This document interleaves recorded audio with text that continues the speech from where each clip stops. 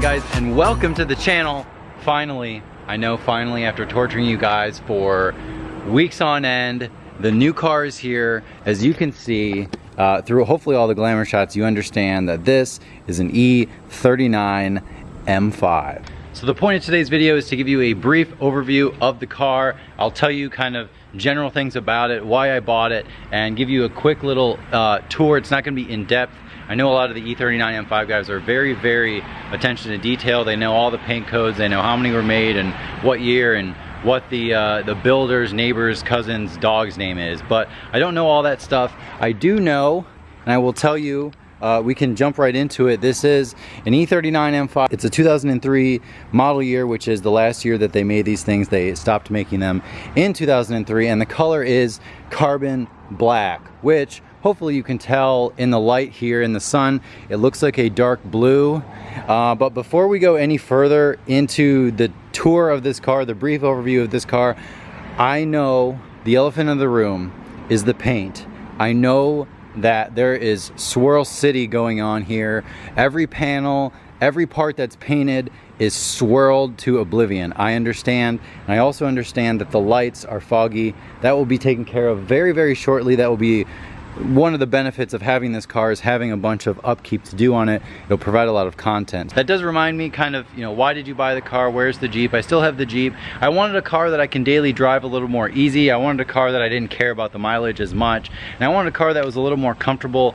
The M3 I really love, and I really do like to drive it, but to me it's a little too race car-y, if that makes sense. And I know that that might sound kind of weird for people, because I know that there's a handful of guys that daily drive the E90s, M3s, but I just wanted something else. I like to have two cars, and I wanted a car that I really liked to drive, and I wanted a car that I always kind of wanted.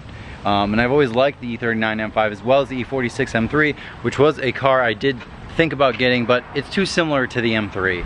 And I really wanted something different.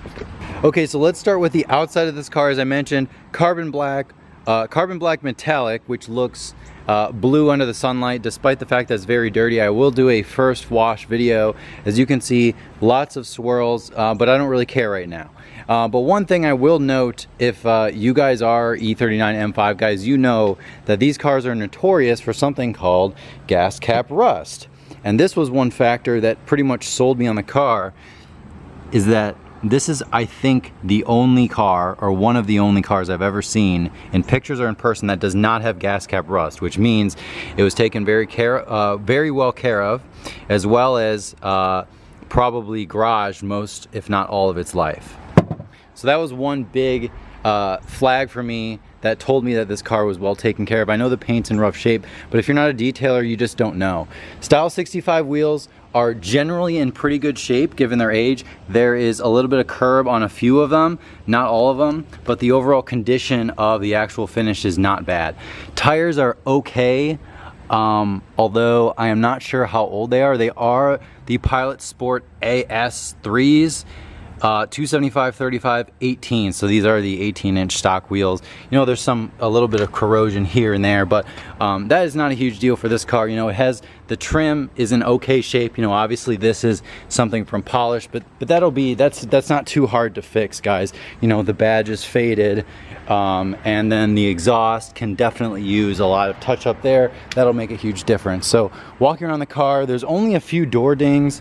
There's like one here, one kind of in the same spot on the other side, and then, you know, normal you know, love marks from scratching. This wheel's not in bad shape. As I mentioned, lights are foggy, so I'm going to be doing a wet sanding procedure and sort of seeing how that goes. Of course, that has a front license plate bracket, which really sucks, but I'll probably start by taking it off and kind of seeing how that goes. I might get a new front bumper because there is a crack here, and then underneath is hit. So there's definitely a corner or curb or something that was hit, which I know sucks. You know, a lot of guys on the channel are probably cringing looking at this, but this to me is a really good opportunity for improving or getting a new bumper or whatever. Okay, sorry for that distraction. I don't really remember exactly where I was. My neighbor came and was talking to me, so I'm a little distracted. So I was talking about the bumper. The actual body of the car, I know this thing is filthy, and I will do a full wash video. But the full wash video will be filmed next. I want to give you guys a full, sort of a brief tour. Okay, so we did pretty much all of the outside. As you can see, it doesn't need, it doesn't have tinting rather, so it's a fishbowl syndrome right now. But that will be taken care of. I'm thinking probably 20% all around. I think that's pretty solid. So let's go on to the inside, but you will notice this thing has Alcantara on the inside, so it's a headliner and all this stuff. So let's just look in the back really quick, which I'm pretty sure I just sat here to take some sort of glamour shots. I feel like I'm the only person who sat in the back of this car, but as you can see, hold on, let's save the camera. There we go. Immaculate, perfect. Everything works. It does have a rear sunshade, electronic, and it also has these, and it also has this one. So it has, whoops, hopefully that goes back in there, okay. So it has everything, pretty much the works. It doesn't not have full leather, I do know that. All right, let's close this. Love closing these doors. It feels like a freaking bank vault. So as you can see, door panel is in very good shape. The leather of this front seat, guys, it seriously looks like either no one sat in here or it was replaced or something, but I don't think it was replaced. I think the original owner is technically a 2-owner car, but the guy who I bought it from only had like 1,000 miles on his ownership in like the last year. So he didn't really do anything with it, which is why he was selling it. The mats are in the trunk, by the way. And the seat's gonna be hot. So this does have the updated navigation system. There's a little issue right here, but he gave me another screen, which is in the trunk. Obviously a 6-speed manual, which is the only thing, the only transmission offered in this car. I think about just under 10,000 of these were made for the US market. It has pretty much everything. This mirror's in good shape, Alcantara. Obviously it has a sunroof, and it has, I will do a startup. I have 2 keys, but as I start it up, you will see one thing that definitely needs to be replaced, which if you are E39 M5 guy, which hopefully you are, and if you're not, then you will be learning a lot. This screen is having some pixel issues, see? So let's turn it on. So this is extremely typical for all M5s of this era, is this little dot matrix thing going out.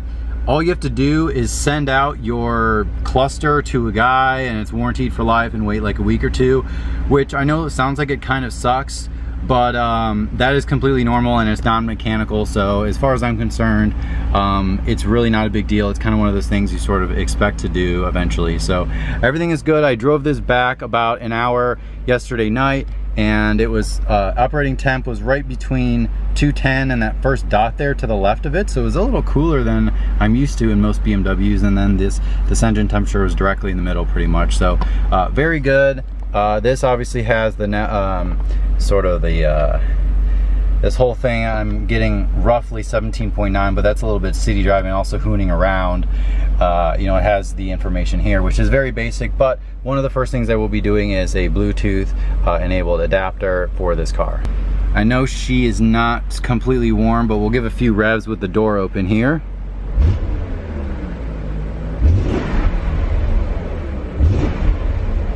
Typical M5, not very loud, but it gives you, you know, a little boom, so you know that there's a nice 5-liter V8 under there.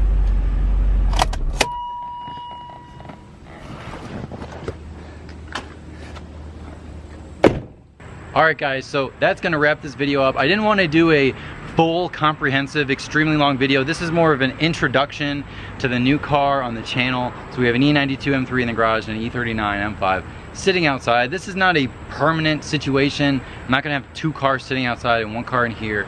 There will be more details to come, of course. Obviously I mentioned working with my neighbor about a garage situation, and there's always other things, other opportunities that are gonna happen. But to get to the reason why I bought this car is kind of like I already mentioned. I wanted a vehicle that I can daily drive. I'm not worried about mileage, and something that's comfortable and really, you know, low slung and different and fun, and something that I want to do a few things to. You know, I want to give it a full detail, two-step. I want to do protection on it. I want to do tinting. I'll do a shift knob. I'll do a bunch of stuff to it. I'm not going to go crazy with it. I'll do definitely the necessities first, like the Bluetooth and the little screen update in there. But I don't have any huge plans. I want this to be an OEM plus car. You know, I'll do tires and I'll do wheels. I'll at least get, you know, the ones refinished that need to be refinished, depending. But everything's gonna take time to come. So don't give me a hard time, you know, oh, the paint's in rough shape. Well, that's a 20-hour commitment, guys. So you have to understand that I have one garage and I'm one person and I do work and I have a lot going on. So things take time. What I'll probably do, which I think is a lot better from a consumption of content standpoint, is, for example, the trim. I'll do the trim like in a week. Just randomly just do it. I'll do you know, an IPA wipe down, fully restore the trim, and do a trim coating, and then the trim will be immaculate.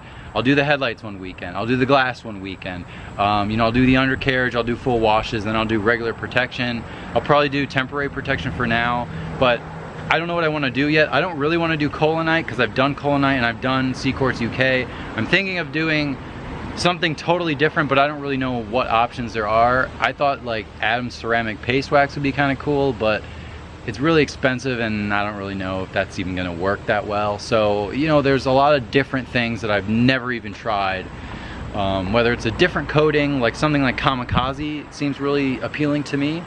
But at the same time, I've already done coatings. So I'm trying to figure out, obviously I don't know yet, but comment below what you want to see on this car. I'm gonna be doing a full in-depth tour, probably maybe like a 15 to 20 minute video on this car. I'm gonna be going through every little slot, every engine bay part that I can see, in other words, you know, back seat, the trunk, underneath a little bit, you know, the full shebang.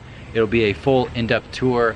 And I'll probably see if the guys from E39 Source, if they want me to make a video. So go check out the E39 Source channel. That's where all the M5 stuff really is. This is just gonna be like my car that happens to be an M5, so I'm gonna be doing kind of my own thing, but I'll definitely contribute to all their stuff if they want me to do that. So yeah, so here she is. Obviously, you know, now the clouds are over and of course there's an airplane, but she actually looks really good. I'm gonna do a full wash, probably something like CarPro Reset, and then I'm probably gonna do something like Garden Gloss or something like that as a temporary protection measure, just to get, because this thing, it has a lot of just crap just built up on it. So if I can just release that in one wash and then drive it around for a few weeks and then figure out everything else, we'll be good to go. So drop a comment below, tell me what you think of the car.